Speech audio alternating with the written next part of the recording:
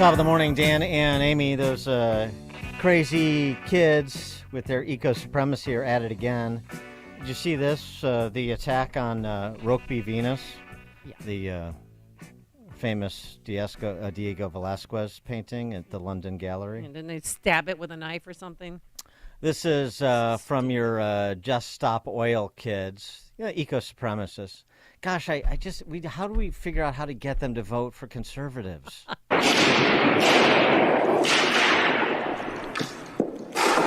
Women do not get the vote by voting.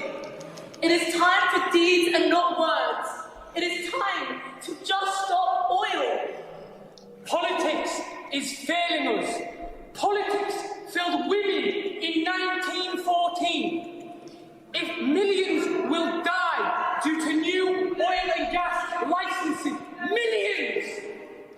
If we love history, if we love art, and if we love our families, we must just stop oil. They're very much in love. Is that Greta Thunberg? No. Sounds like her. This Bonnie and Clyde, the Bonnie and Clyde of the eco-supremacy movement. No, I mean, of course, if you love art, then vandalize a $100 million painting that's supposed to represent the essence of female beauty. But sure, but just stop oil. Not quite yet, because Harry and Meg needed to get to the Katy Perry concert in Vegas. So they, along with Cameron Diaz and her husband, Benji Madden, actress Zoe Saldana, they hopped aboard a private jet for the 40-minute flight, the jet owned by the scion of a oil billionaire. Well, there you go. Well, and it's the layers of, humorous hypocrisy are many. In 2019, Harry launched a not-for-profit called Travelist that encourages environmentally friendly travel. I mean, so this is who you're dealing with. This is who's in charge of saving the planet, by the way. On a slightly more, but only slightly more serious note, Governor Phil Murphy, he wants to be president. He's the governor of New Jersey. He's Goldman Sachs guy, so he's big into rent-seeking and boondoggles, other people's money. I mean, right? And what do we have here? Oh boy, the windmills beneath his wings. The Danish renewable energy firm backed out of two mega projects along the Jersey Shore. It started planning in 2019. Cost overruns, high interest rates. They wrote off $4 billion for the first 9 months of this year. Not going to happen. And now Phil Murphy, he's upset. He's upset, just like John Podesta will be when he pisses away $150 billion of money on Green New Deal projects. He says the cancellation of these projects now cast doubt on this Danish company's credibility and competence. Not Phil Murphy's, though. Not the politicians. They're saving the planet. Some people just aren't as competent and visionary as them. So much on this. For more, pleased to be joined by Steve Moore, economist, GovZilla author. Steve, thanks for joining us. Appreciate it. Hi, Dan. Hi, Amy. Great to be with you. By the way, what is it about all these Goldman Sachs, guys? They make $1 billion and then they turn into big, rich liberals. Well, they always were. They were at Goldman Sachs too. John Corzine was at Goldman Sachs. Lloyd Blankfein was at Goldman Sachs. Yeah, John Corzine. These are.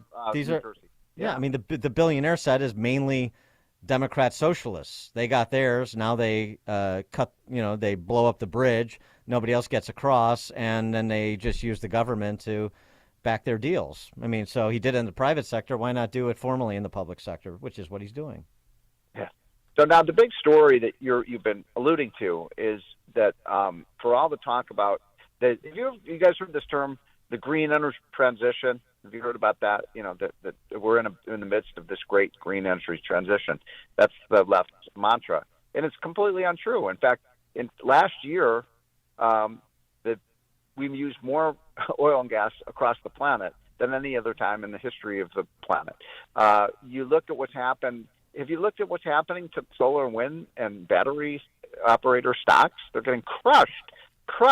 I mean, they're down 30 or 40% this year. Meanwhile, the oil and gas stocks continue to do very well. My point is there is no green energy transition. It's all just basically a propaganda campaign by the left. But these countries want to get rich, and so they want to get rich by using energy that works. It's not just wind and solar and these EV battery plants like we've got coming to Manteno, $4 billion in subsidies, I think, $2 billion in Oh, my subsidies. God. Oh, yeah. These hydrogen hubs that is a key pillar of Bidenomics and the backdoor Green New Deal. $7 billion for hydrogen hubs that are also being pilloried by industry experts. Steve Gorsham, who writes, who's an energy researcher and author of Green Breakdown, we're going to completely buy a hydrogen economy with your federal tax dollars. It's just loony. But we're putting a lot of money behind loony these days.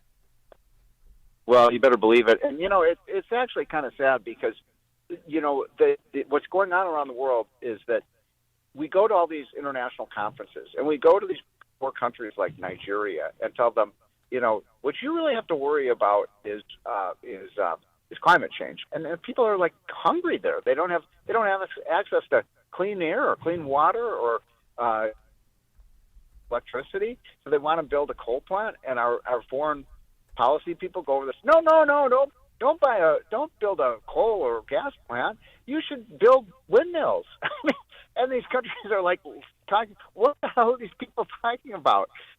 So this is, if you want to talk about cultural imperialism, what is going on with our State Department? I mean, our entire foreign policy has been dedicated not to eradicating Hamas, not to making the world a safer place for the United States, but to make sure that everybody's building windmills.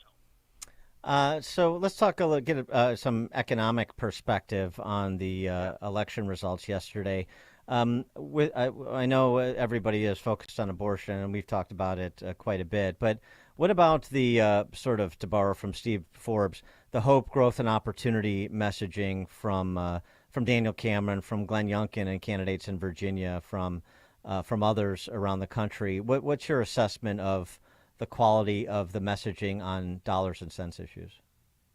Well, it's been poor. I think Republicans did take a bit of a hit because of the, this crazy campaign against McCarthy. So they didn't have a leader for several weeks, and I think that that hurt them. But I think it's pretty clear right now, and I say this as a pro-life guy, Amy, but I just think that the abortion issue is really hurting Republicans. And you saw in a red state, Ohio, I think Trump won Ohio by 6 to 8 points. So it's a pretty red state now. They overwhelmingly voted for abortion rights. So I don't know, Amy, what do you think? I mean, it's hurting Republicans with suburban women. Oh, it motivates women to get out and vote that haven't voted in a long time. But I thought Governor Youngkin, his approach, he was like 15 weeks, and there's an exception for rape, incest, and the health of the mother. Right. And that was too radical for people on the left. I mean, you live in Virginia, don't you? Yeah, I do. Well, I used to. I now live right across the river. But I think you're exactly right. I mean, what Republicans need to do is rally around that 15, exactly that policy that you just described. But now it's almost as if,